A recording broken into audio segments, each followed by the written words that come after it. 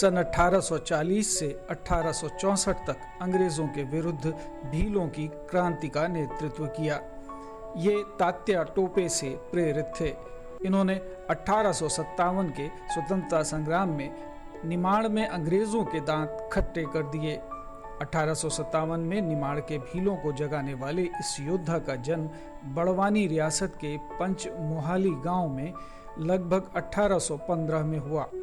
मात्र 10 वर्ष की आयु में बालक भीमा तीर कमान और गोफन चलाने में दक्ष हो गए। भीमा के क्रांतिकारी बनने में परिवार के संस्कारों की मुख्य भूमिका रही।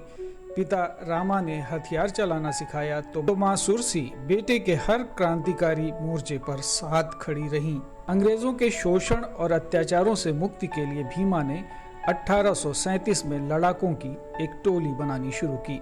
महज 1 साल में उनके पास प्रशिक्षित 500 सेनानी थे। भीमा की फौज में भील, भिलाला और मकरानी जनजातियों के सैनिक थे। अकाल के समय अंग्रेजों ने लगान के लिए जोर जबरदस्ती, रिश्वत और हिंसा का तांडव रचा।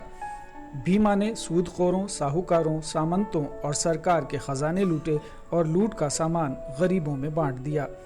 अंग्रेजों ने भील नायकों को कुचलने के लिए गुजरात से ब्रिटिश फौज बड़वानी बुलवाई। तब भीमा सहित सभी क्रांतिकारी सेंधवा क्षेत्र की ओर बढ़ गए।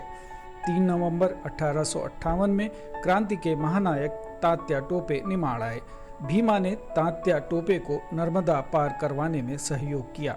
4 फरवरी 1859 को केटिंग के नेतृत्व में अंग्रेज टुकड़ी ने धोला बावड़ी पर धावा बोल दिया और फिर 13 फरवरी 1859 में भीमा के गांव पंचमोहली में युद्ध किया। भील रणबांकुरों को जंगल का रुख करना पड़ा। इस भीषण संग्राम में भीमा के 10 साथी शहीद हुए, अनेक गिरफ्तार कर लिए गए। भीमा के क्रांतिकारी साथियों और भीमा की मां सुरसी को मंडलेश्वर जेल में डाल दिया गया, जहां सुरसी की मृत्यु हो गई। इससे क्रोधित क्रांतिकारियों ने जेल पर हमला करके कैदियों को छुड़वा लिया। हालांकि इनमें से कई को बाद में अंग्रेजों ने गिरफ्तार कर लिया। इस मामले में निमाड़ के पॉलिटिकल एजेंट कैप्टन ई थॉम्सन ने मुकदमे की सुनवाई की।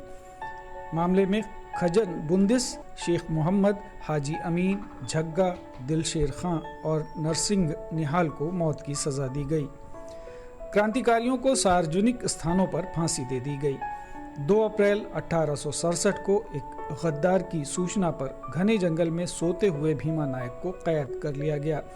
उन्हें कैद करके काला पानी यानी अंडमान की सेल्युलर जेल भेज दिया गया, जहां 29 दिसंबर 1876 को उनकी मृत्यु हो गई। बलिदान के बाद भी इस महानायक से प्रेरित होकर अनेक भील नायक आगे आए और जनजातीय क्षेत्रों में स्वतंत्रता संग्राम को जारी रखा। Bureau report, Patna.